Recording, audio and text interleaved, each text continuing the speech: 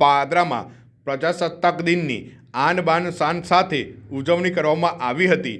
વહેલી સવારે પાદરા નગરના મુખ્ય દ્વાર પર આવેલા સરદાર પટેલની પ્રતિમા, મહારાણા પ્રતાપની પ્રતિમા, ડૉક્ટર બાબા સાહેબ આંબેડકર પ્રતિમા સહિત સયાજીરાવ ગાયકવાડની પ્રતિમાને પાદરા નગરપાલિકાના પ્રમુખ સહિત કોર્પોરેટરો કર્મચારીઓએ ભેગા મળી પુષ્પહાર ચડાવી કાર્યક્રમની શરૂઆત કરી હતી, જ્યાં પાદરા નગરપાલિકાના પ્રમુખ મનીષાબેન પટેલ સહિત ઉપપ્રમુખ ગૌરવ અંબાલાલ સોની અને કારોબારી ચેરમેન સચિન ગાંધી સહિત તમામ કોર્પોરેટર મોટી સંખ્યામાં ઉપસ્થિત રહ્યા હતા।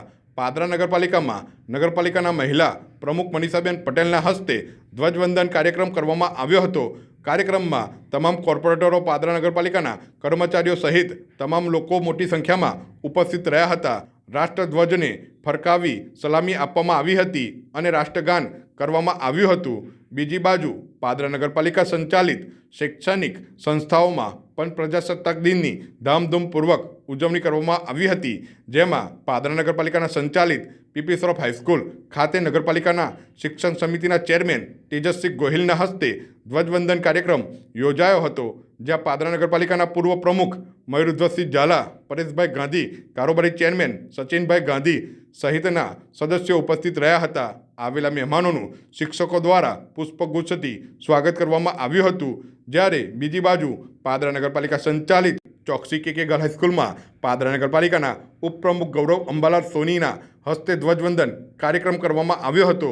આ કાર્યક્રમમાં તમામ કોર્પોરેટરો સહિત શિક્ષકો અને બાળકો, વાલીઓ મોટી સંખ્યામાં ઉપસ્થિત રહી કાર્યક્રમની ઉજવણી કરી હતી, જ્યાં વિદ્યાર્થીઓએ ધમાકેદાર દેશભક્તિ ગીત રજૂ કર્યા હતા અને સાંસ્કૃતિક કાર્યક્રમો પણ યોજાયા હતા। વર્ષ દરમિયાન લેવાયેલી પરીક્ષાઓ, રમતગમત સહિતના કાર્યક્રમમાં પ્રથમ આવનાર વિદ્યાર્થીઓને ઇનામ અને ટ્રોફી આપી સન્માનિત કરવામાં આવી હતી।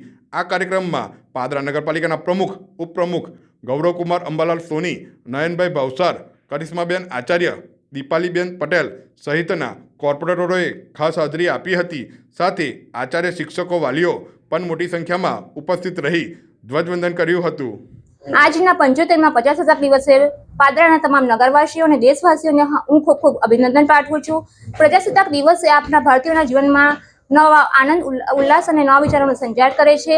આજના પ્રજાસત્તાક દિવસ આપણને પ્રતિજ્ઞા લેવા માટે પ્રેરિત કરે છે કે આપણે આપણા અમર શહીદ બલિદાનોને વ્યર્થ નહીં જવા દઈએ અને હંમેશા દેશની સેવા માટે તત્પર રહીશું। આપણા પ્રધાનમંત્રી શ્રી નરેન્દ્ર મોદીજીના અથાગ પ્રયત્નો દ્વારા અને તમામ હિન્દુસ્તાનીઓને પ્રતિજ્ઞાને સાકાર કરતા અયોધ્યામાં શ્રી રામ મંદિરનું નિર્માણ થયું હોય ત્યારે આપણે પણ પ્રજાસત્તાક દિવસે હું તમને આહ્વાન કરું છું કે જેમ રામ મંદિરે મોદીજીનું સ્વપ્ન પૂરું થયું તેમ મોદીજીનું એક બીજું સ્વપ્ન છે સ્વચ્છ ભારત। તો આવો સૌ સાથે મળી ભારત અને પાદરા નગરને સ્વચ્છ અને હરિયાળું નગર બનાવીએ।